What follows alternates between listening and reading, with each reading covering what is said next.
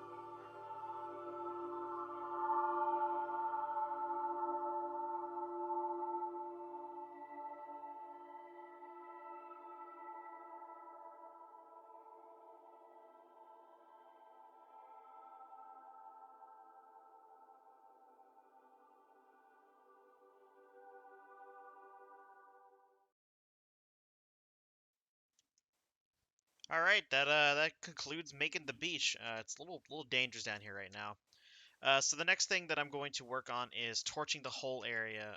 So rather than show that in any kind of weird way, I'm just gonna do the classic, cut, and then I will rejoin you guys when the whole area is illuminated by torchlight, which might take me a little while.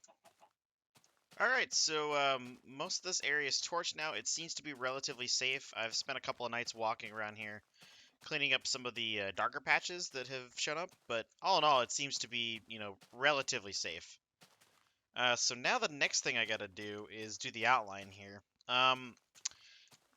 The intersection right here where the harbor actually is will be fairly easy to do because I'm pretty much just following the coastline. But it will cut up through the land more towards the bridge this way, and then I have to cut it across the land here again. I'm definitely gonna follow this cliff, and it seems to be a relatively stable cliff. So I'll probably just follow this as best I can. There might be a bit of landscaping to make this, a little bit better, I guess. Um, but I do need to set like where, you know, it stops running along the coastline here and starts running up the land here.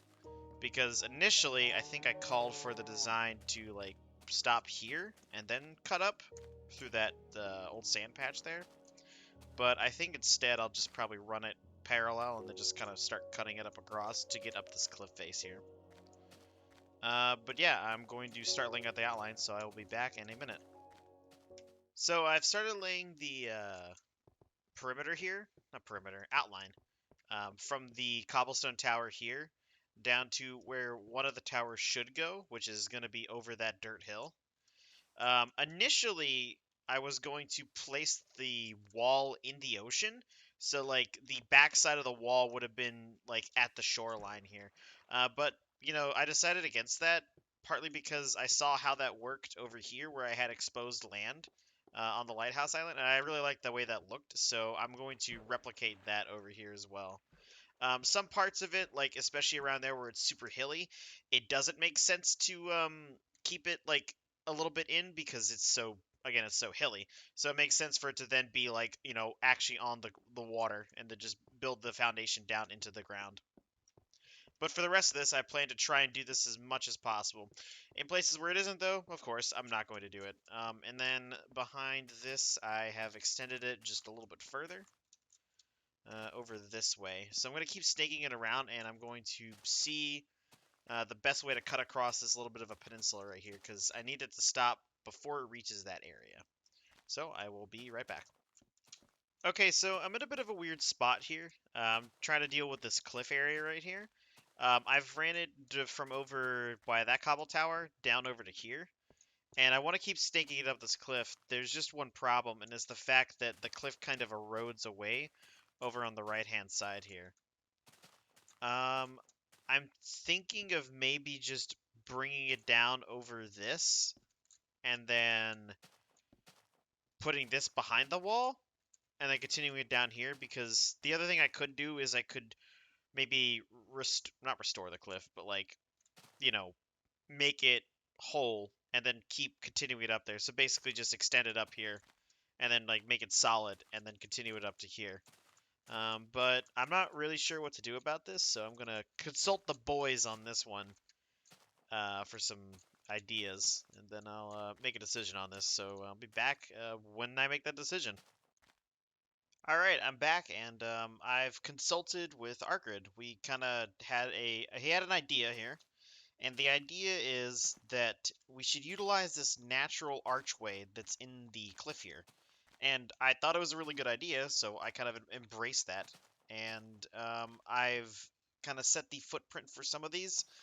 These are liable to change. I still need to connect that up there. And then the other side of the wall now connects to the cliff. I will probably end up changing this later. But yeah, this tower is going to be kind of indented into the mountain here.